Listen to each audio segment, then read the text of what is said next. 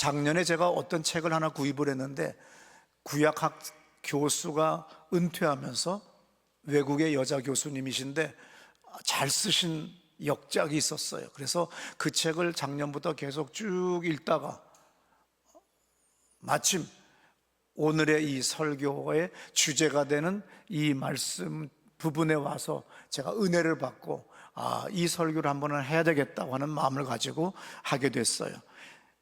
그래서 오늘 특별히 아모스라고 하는 사람이 누구냐고 하면은, 아모스라고 하는 사람은 예언자인데 이 예언자는 크게 두 가지가 나와요. 문서 예언자라고 그래서 자기의 예언에 활동한 내용이 그 사람의 이름으로 다 기록되어 있는 것, 그것을 문서 예언자라고 그래요. 그리고 문서 예언자의 시작이 아모스예요. 그리고 문서 예언자 이전의 예언자들을 뭐라고 하느냐면 초기 예언자라고 합니다. 그래서 문서 예언자 이전의 예언자라고 해서 이분들이 11명이 있어요. 그래서 나단이라든지 아니면 엘리, 사무엘, 또 기타 등등해서 한 11명이 문서 예언자 이전의 예언자고, 그리고 문서 예언자는 아모스로부터 시작돼요. 테렌스 E. 프레타임이라고 한 사람이 이런 말을 했어요. 예언자들은 보수적인 관점을 바탕으로 예언자 전통에 따라서 사회정의 문제에 접근하고 또한 선포했다 그랬어요. 성경에 많은 예언자들이 등장을 하고 있지요. 그런데 그 중에 오늘은 문서 예언자의 대표적인 첫 예언자인 아모스에 대해서 오늘 말씀을 전합니다. 문서 예언자 이전의 예언자들은 대표적으로 아까도 얘기했습니다마는 사무엘, 나단, 엘리야, 엘리사 이런 사람들이었어요. 그리고 문서 예언자들은 누구냐면 좀 길어요. 아모스, 호세야, 이사야, 미가, 스바냐, 나훔, 하박국, 예레미야, 에스겔, 제2 이사야를 쓴 사람, 오바댜, 학개, 스가랴, 제3 이사야를 쓴 사람, 요엘, 요나, 말라기, 이 사람들을 문서 예언자라고 합니다. 문서 예언 이전의 예언자들은 정의를 선포할 때 특정한 사람에게 선포했어요. 이게 무슨 뜻이냐면 문서 예언자 이전의 예언자들, 나단, 엘리야, 엘리사 이런 예언자들은 특정한 사람, 왕이나 어떤 특정 사람, 그 사람에게 정의를 선포했어요.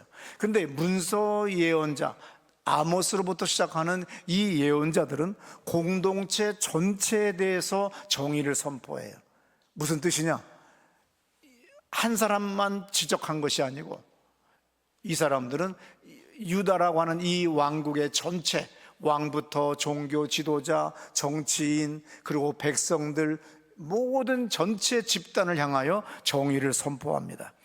특별히 신구약 성경에 사회정의라고 하는 개념이 약 600개가 넘게 기록되어 있어요. 그래서 성경을 진지하게 공부하고 하나님의 말씀이라고 믿는 사람들은 사회정의 문제에 깊은 관심을 가져야 한다고 하는 것이 바로 이 사람의 이야기입니다. 예언자들에게 사회정의란 선택의 문제, 이것은 그냥 나의 필수 선택 과목이야, 이거는 그냥 교양 과목이야, 그래서 이거는 안 해도 돼, 이거는 해야 돼, 이런 식으로 우리가 하잖아요. 근데 예언자들에게 있어서 사회정의는 뭐냐? 선택의 문제가 아니라 공동체의 생존을 좌우하는 문제라는 겁니다. 그래서 공동체가 사회 정의를 외면하면 끔찍한 미래를 맞이할 수 있기 때문에 예언자들은 자신들이 물려받은 전통을 충실히 계승하기 위해서 반드시 이 주제를 설교해야 했다. 테렌스 프레타임의 책에서 제가 읽었습니다. 하나님의 정의가 가장 잘 드러낸 것은 뭐냐면 출애굽기에 기록되어 있어요. 에집트 대제국에서 400년 동안 노예 집단으로 살던 이스라엘 백성들이 너무나도 그 삶이 어려웠기 때문에 하나님 앞에 탄식하거나 부르짖거나 울부짖는 장면이 출애굽기에 나와요. 그래서 출애굽기 2장 23절에 보면 이런 말씀이 있어요. 보면은 여러 해 후에 애굽 왕은 죽었고 그랬어요. 이스라엘 자손은 고된 노동으로 말미암아 그러니까 이삭을 초청하고 이삭의 아버지 야곱, 그의 친척들, 그의 노예들, 그의 일가족들, 그의 마을 사람들 해서 수많은 이스라엘 사람들이 요셉을 통하여 에집트 땅에 이주했습니다. 그런데 왕조라고 하는 것이 바뀌어요. 그건 무슨 얘기냐면은 똑같이 우리 대한민국이지만 정권이 진보 정권, 보수 정권으로 바뀌듯이, 또 아니면 완전히 나라가 그 안에서 이 어느 특정한 성씨로 가다가 쿠데타로 인하여, 혁명으로 인하여 완전히 바뀌어버리는 것, 그것이 바로 왕조가 바뀐다, 그렇게 얘기할 때 요셉을 처음으로 초청했던, 그리고 요셉을 총리까지 임명했던 그 왕은 쿠데타로 인하여 왕조가 바뀌어버리고 새로운 왕조가 나타나면서 네가 뭐야? 어디서 온 것들이야? 그러면서 그냥 하루아침에 하층 계급, 노동자 계급으로 전락을 해버렸어요. 그래서 사람들이 학대를 받기 시작합니다. 그래서 탄식하며 부르짖었다 그랬어요. 그 고된 노동으로 말미암아 부르짖는 소리가 하나님께 상달된지라. 하나님이 그들의 고통 소리를 들으시고, 중요합니다, 하나님이 들었어요. 하나님이 아브라함과 이삭과 야곱에게 세운 그의 언약을 기억하사 하나님이 이스라엘의 자손을 돌보셨고 하나님이 그들을 기억하셨더라. 여기다가 동그라미를 다 쳐놔야 돼요. 사람은 현대에 사나 고대에 사나 인생은 참 힘들어요. 그러니 얼마나 힘들면 울부짖고 부르짖고, 그러니까 하나님이 들었대.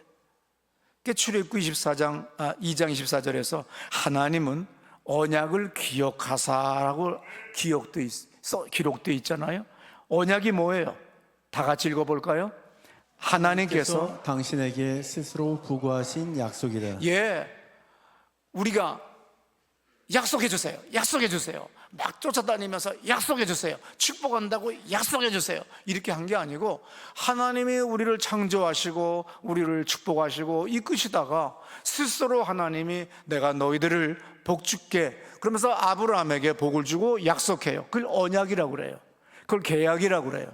그리고 그 언약의 제천명이 계속해서 되는 것이 성경의 구약의 아브라함, 이삭, 야곱. 첫 아담과 하와에게 약속했지만 샤키들 딴짓하다가 까쳐먹었어요. 그리고 다시 노아에게 약속했지만 또 술 처먹고 이상한 짓 하다가 또 끝났어요.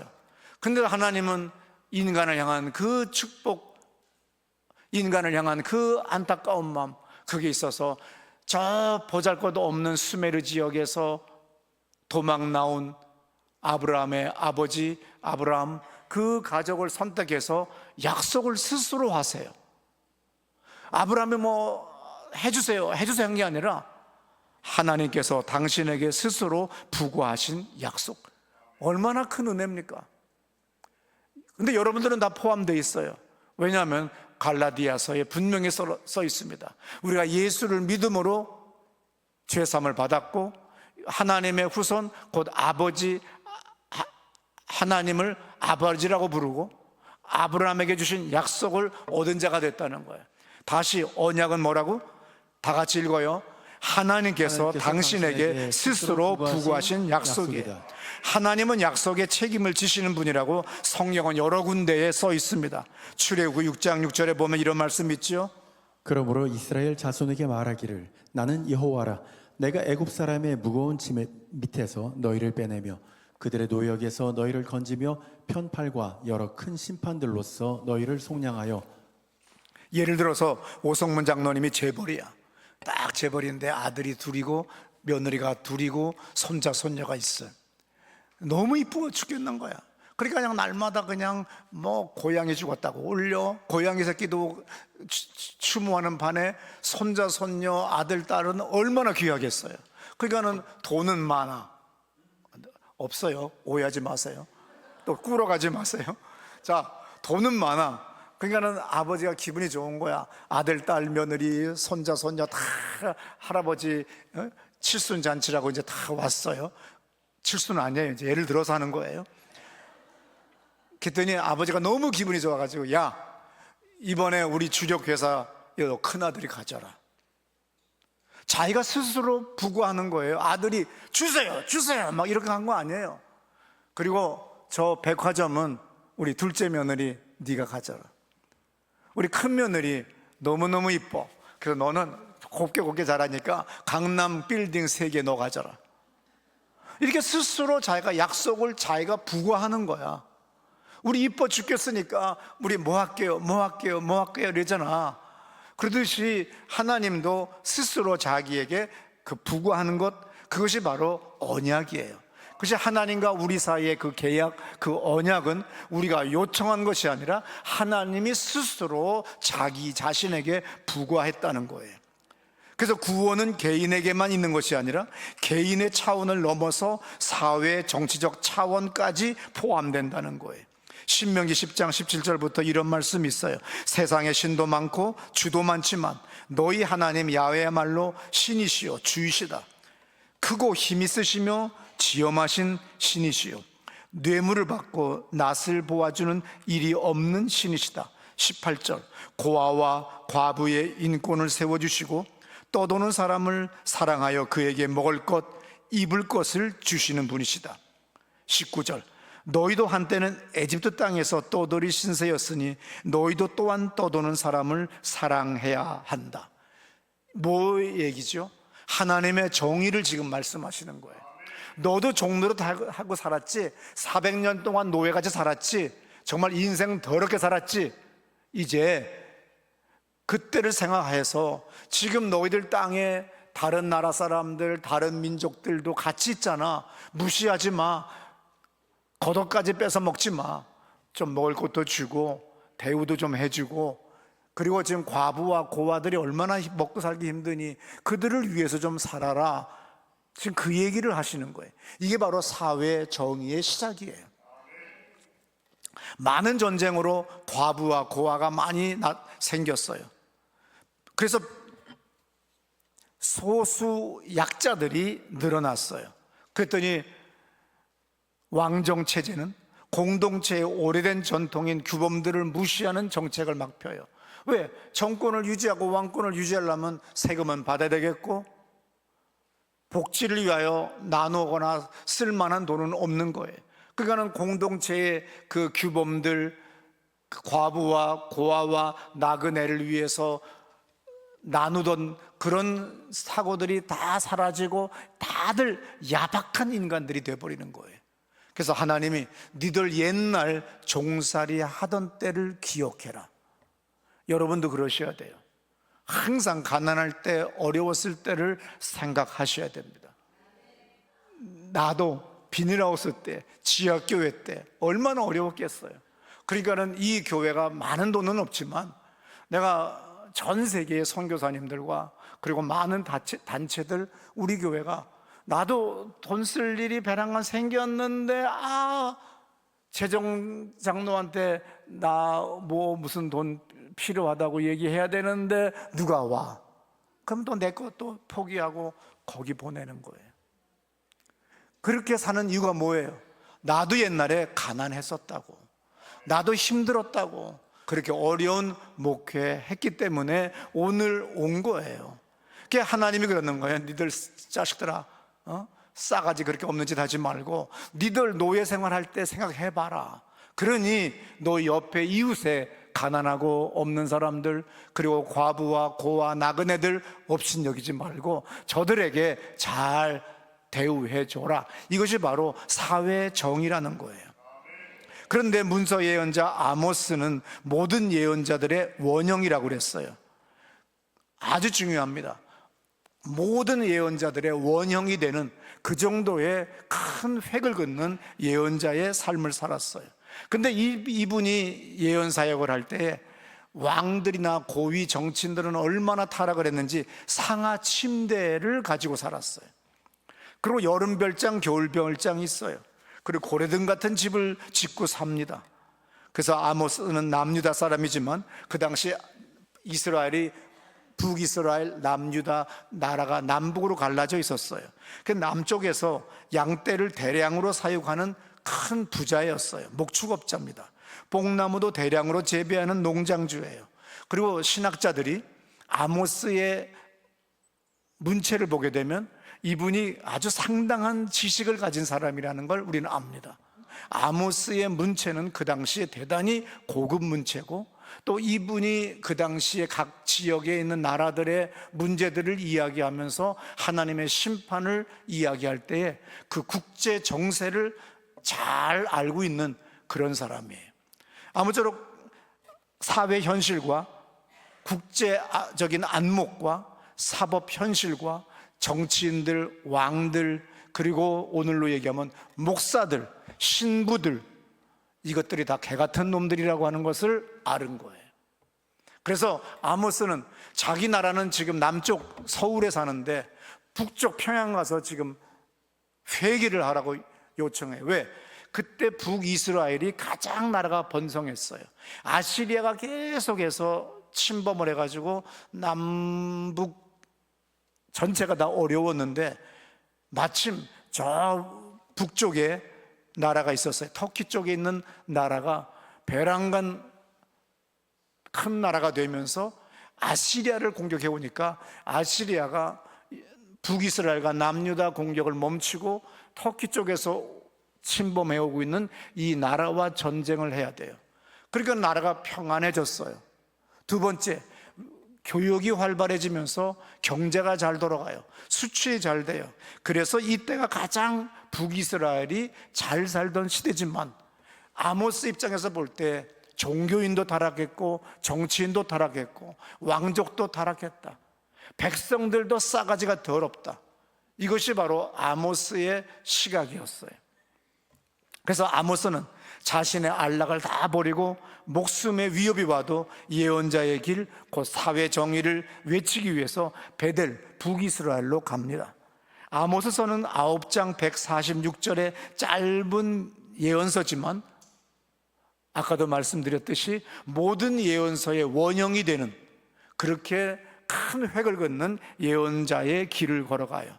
근데 제가 이 설교를 하기 위하여 어제 그저께 성경책을 이제 밤에 제가 나도 피곤하니까 내가 5장을 설교할 거니까 나는 5장만 읽을 거야 하고서 딱, 근데 아모스 5장 4절이 제일 웃기는 거예요. 살고 싶으냐? 첫 마디가 살고 싶으냐? 무슨 뜻이에요? 너희들 지금 살고 있지만 죽을 짓 하고 있고 다 죽을 지경이다. 이게 공동번역에서는 첫 마디가 나 야훼가 이스라엘 가문에게 선고한다. 살고 싶으냐? 나를 찾아오너라. 이럴 때는요 그냥 하는 게 아니에요. 그 다음 또 성경 구절에 뭔 줄 알아요? 저주받아라. 5장 7절에. 이럴 때는 그렇게 얘기하면 안 돼. 저주받아라. 그러니까는 죄 짓고 기도 안 하고 꽃동산만 놀아다니는 인간들 옆 사람 우리 달에 눈 보고 저주받아라. 시작. 그러고 난 다음에 그렇게 하면 안 되잖아요. 주일날 이번엔 다시 눈 쳐다보고 살고 싶으냐? 시작. 그거 그렇게 얘기하면 안 돼. 그 점잖게 하면 약간 조롱하듯이 살고 싶으냐? 지금 주님이 우리에게 노골적으로 말씀하시는 거예요. 이제국 살고 싶으냐? 저주받아라 이 새끼야. 이렇게 나가는 거예요. 이게 지금 주님이. 살고 싶으면 어떻게 해야 돼요? 주일 주님 앞에 나와 엎드려야죠. 기도해야죠. 두 손 들고 하나님 항복합니다 이래야 되는데 우리는 아주 그냥 오두방정을 떨며 돌아다니는 거예요. 무슨 꽃은 어느 산, 무슨 꽃은 어디 산. 그래서 이 꽃이 칠 때까지 돌아다니는 거예요.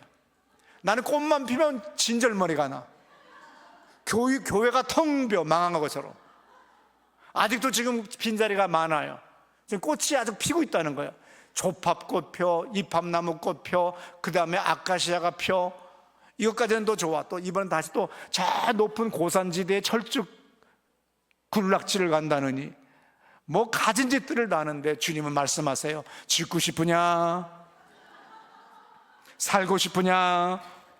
5장 6절 살고 싶으냐? 야훼를 찾아라. 그러지 아니하면 요셉 가문에 불같이 내리덮치어 살라 버리리니 베델에서 그 불을 끌 자 없다. 하나님이 불을 지르면 끌 자 없어요. 하나님이 문을 닫으면 열 자 없어요. 하나님이 문을 열면 닫을 자 없어요. 이것이 내 뇌리에 박혀 있어야 돼요. 5장 14절에 살고 싶으냐? 악을 버리고 선을 행하여라. 너희의 말대로 만군의 하나님 야훼께서 너희와 함께 계시리라. 살고 싶으냐? 그럼 하나님 앞에 선을 행해라는 거야.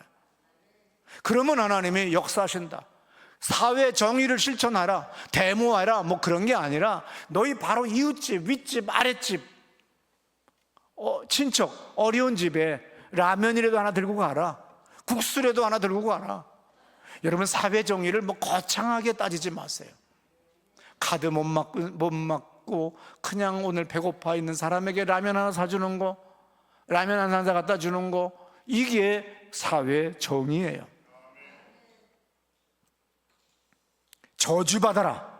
5장 7절과 10절과 11절 세 군데에 나오는 이야기입니다. 나는 그때 저주받아라에다가는 빨간 줄을 치고 살고 싶으냐는 노란 줄을 치면서 계속 읽어요. 그랬더니 저주받아라가 3번 나오더라고. 7절에 저주받아라. 너희 공평을 뒤엎어 소태같이 쓰게 만들고 정의를 땅에 떨어뜨리는 자들아. 성문 앞에서 시비를 올바로 가리는 사람을 미워하고 바른말 하는 사람을 싫어하는 자들아. 11절 너희가 힘없는 자를 마구 짓밟으며 그들이 지은 곡식을 거둬가는구나. 너희는 돌을 다듬어 집을 지어도 거기에 살지 못하고 포도원을 탐스럽게 가꾸어도 거기에 난 포도주를 마시지 못하며 고레등 같은 집을 지어도 살지 못한다. 이것이 주님이 오늘 우리에게 아모스 예언자를 통하여 대언하시는 거예요. 예언자라고 하는 것이 오늘 주식은 무슨 주식을 사세요?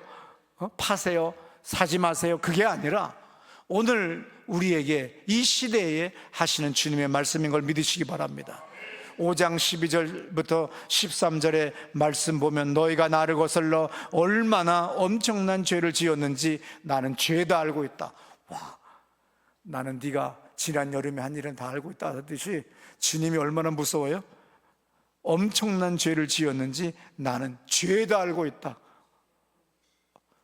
우리 다 같이 옆 사람에게 하나님이 죄도 알고 있대. 시작. 오늘 좀 공포스러운 날이에요. 하나님이 여러분 다 알고 있어요. 죄다 알고 있어요. 죄 없는 사람을 학대하며 뇌물을 받고 성문 앞에서 가난한 사람을 물치는 자들아. 13절 너무도 세상이 악해져서 뜻있는 사람이 입을 다무는 시대가 되었구나. 저주받아라. 이게 오늘 아모스 예언자가 우리에게 하시는 말씀입니다. 살고 싶으냐? 정의를 실천해라. 아모스 5장 18절에 또다시 아까 말씀했죠, 저주받아라가 나오는데 이게 화 있을 진저인데 원어는 저주받아라. 다 같이 저할 때 저주받아라. 다 같이 시작. 축복하는 것 같아. 그냥 이 침을 튀어가면서 저주받아라. 그냥 화 있을진저 너희 야훼께서 오실 날을 기다리는 자들아. 야훼께서 오시는 날 무슨 수라도 날 듯 싶으냐?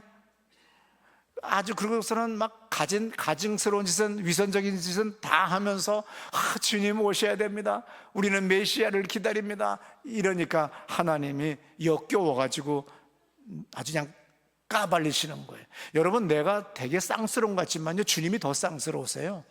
그리고 주님이 더 노골적이세요. 뭐라고 해요? 야훼께서 오시는 날 무슨 수라도 날 듯 싶으냐?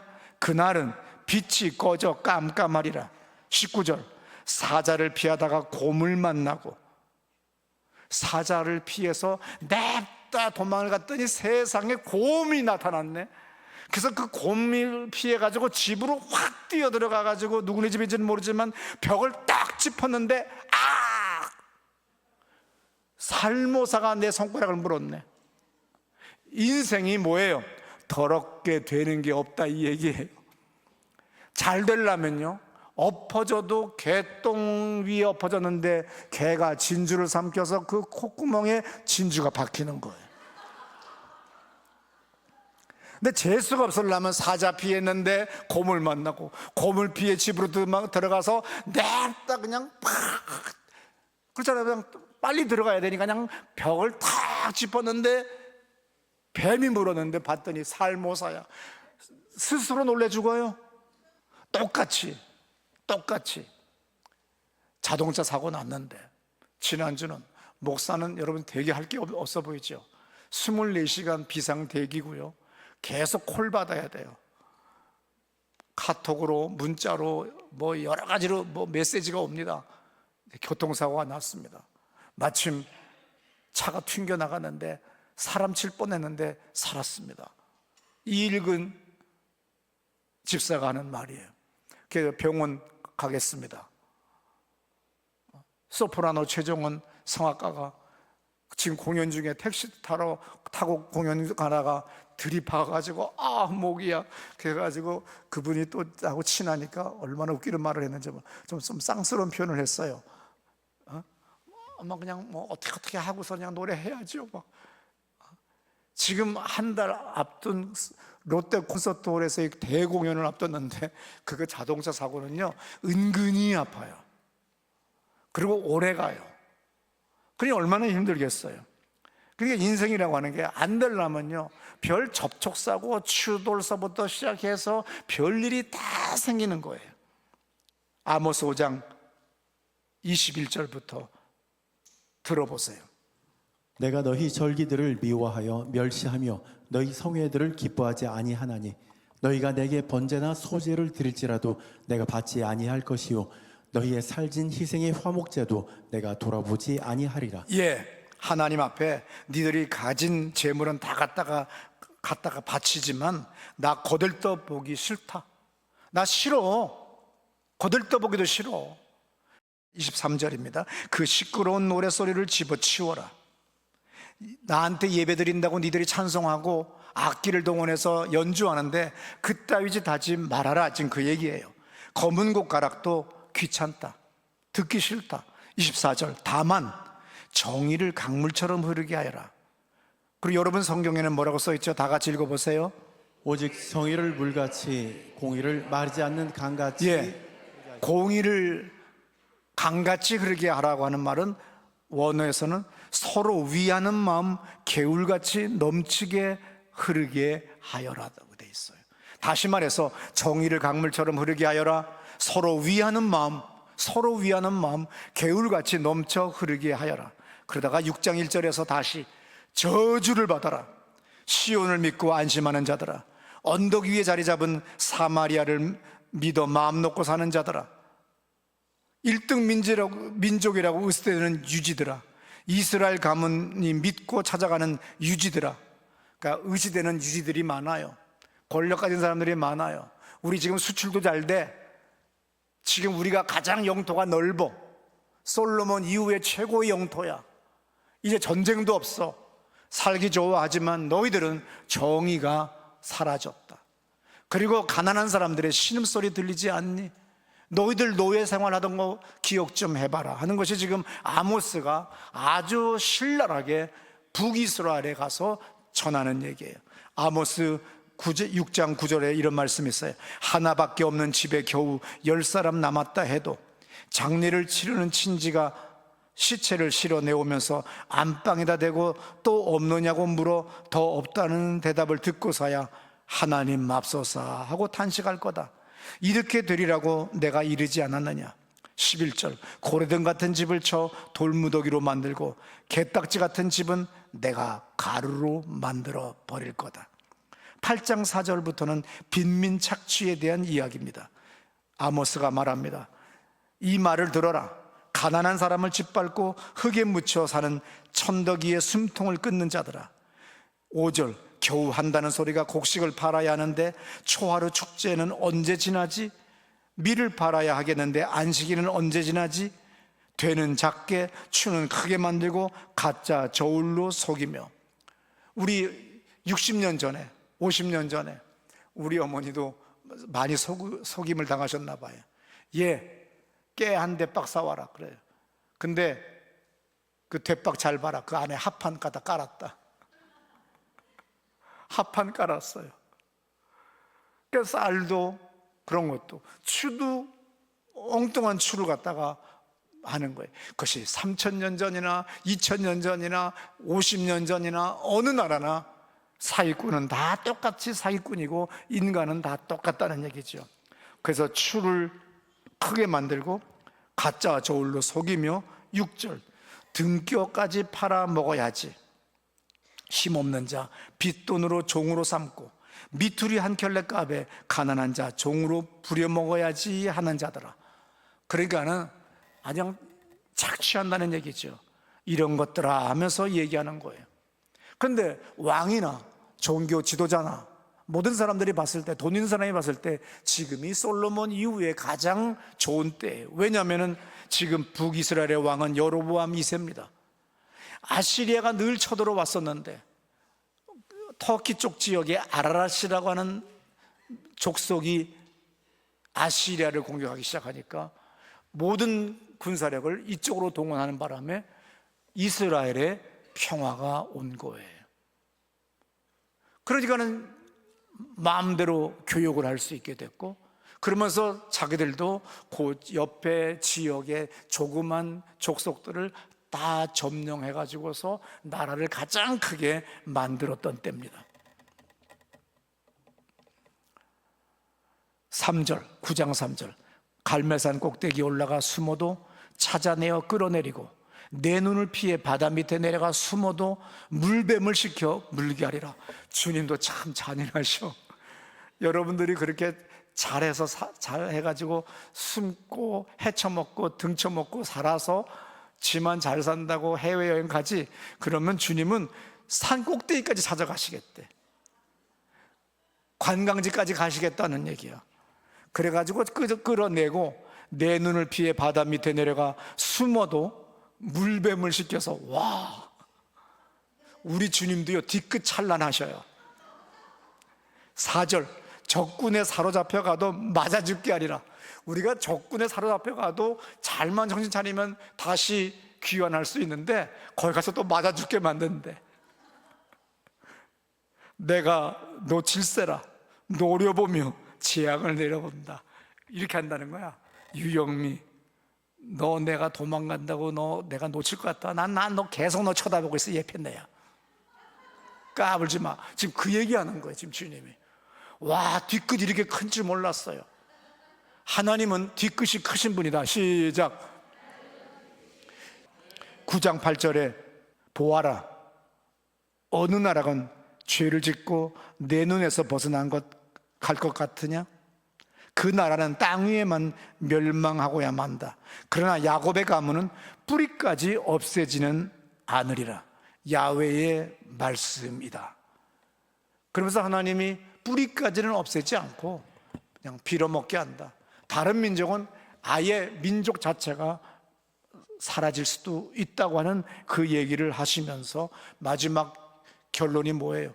BC 722년에 이스라엘은 아시리아로 멸망합니다. 그리고 BC 587년에 남유다는 바벨론에 의해서 멸망해요. 그러다가 제 아는 목사님이 지난 주간에 인도에서 이스라엘 사람들, 인도 사람 얼굴을 하고 있죠. 아프리카로 도망간 유대인들은 흑인이에요. 북유럽으로 도망간 사람들은 백인이에요. 그런데 인도의 유대인들을 알리아시키는데 므낫세 지파였다는 거예요. 그래서 그것을 갖다가 카톡으로 보내준 걸 봤어요. 므낫세 지파도 주님은 부르세요. 나의 사랑하는 선택한 나의 아들 딸들 온 땅에 어디를 갈지라도 예레미야를 통하여 이사야를 통하여 수많은 예언자를 통하여 찾으신다고 하시듯이 지금 찾고 부르시는 걸 믿으시기를 바랍니다. 그러므로 여러분들은 진영 논리를 뛰어넘는 사람이 되어야 돼요. 주의 말씀은 진영 논리를 넘는 거예요. 주의 말씀이 우리의 나침반이 되어야 됩니다. 그리고 무엇이 옳고 아니라는 것을 얘기할 수 있는 사람이 되어야 돼요. 그것이 아니고 내 진영이기 때문에, 내 충청도고 내 경상도 당이고 내 전라도 당이니까 침묵한다. 그러면 하나님은 물뱀 보내줘요. 그리고 사자를 보냈다가도 도망가면 곰을 보내고 마지막에는 뱀한테 물려 죽게 만들어요. 여러분, 이것은 틀린 건 틀리다고 얘기해야 돼요. 아닌 건 아니라고 얘기해야 돼요. 그래야만이 여러분들의 영혼이 보존되는 겁니다. 고린도전서 6장 2절에 성도가 세상을 판단하는 것을 너희가 알지 못하느냐. 성도의 영적 위치입니다. 근데도 어리석은 인간들은 어리석게도 당리당략에 빠져서 취해서 살다가 영혼까지 잃어버릴 수가 있어요. 아닌 건 아니라고 얘기할 수 있는 용기를 가져야 됩니다. 마태복음 5장 37절에 이런 말씀 있지요. 오직 너희 말은 옳다 옳다 아니라 아니라 하라. 이에서 지나는 것은 악으로부터 나는 것이다.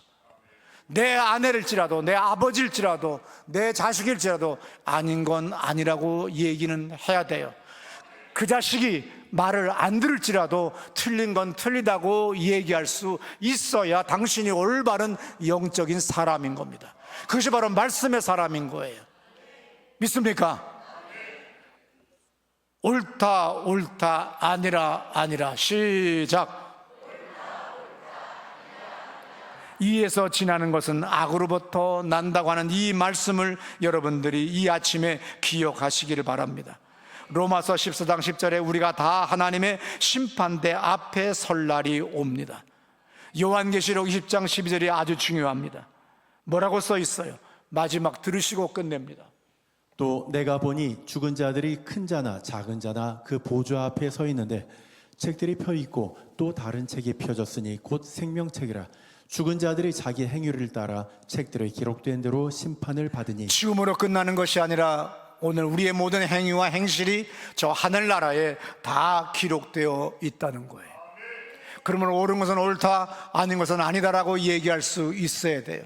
아무리 내 애인이 다이아몬드 반지를 준다고 할지라도 어머나 그건 아니네 이래야 되는 거예요. 미친 척하고 그냥 넘어가면 당신은 언젠가 실문을 당하는 날이 온다는 겁니다. 그것이 바로 내 삶의 자리에서 사회의 정의를 구현해 나가는 거예요. 이럴 때 우리는 아름다운 세상을 우리의 후손에게 미래를 줄 수가 있는 걸 믿으시기 바랍니다. 우리 다 자리에서 일어나셔서 하나님, 모두가 다 어려운 세상에 살고 있습니다. 내가 뒤돌아보며 둘러보며 어려운 사람들을 내가 보기를 원합니다. 성령 하나님 함께 주옵소서. 죄는 죄라고 이야기하고 아닌 건 아니라고 얘기할 수 있는 용기와 믿음을, 그리고 판단력을 주옵소서. 마지막 날 주님이 우리에게 심판날에 설 때에 우리가 당당하게 설 수 있는 그러한 믿음을, 총명을 주시옵소서. 주여 살려주시옵소서. 이 환난 날에 우리를 건져 주옵소서. 다 같이 두 손 들고 기도합니다. 주여.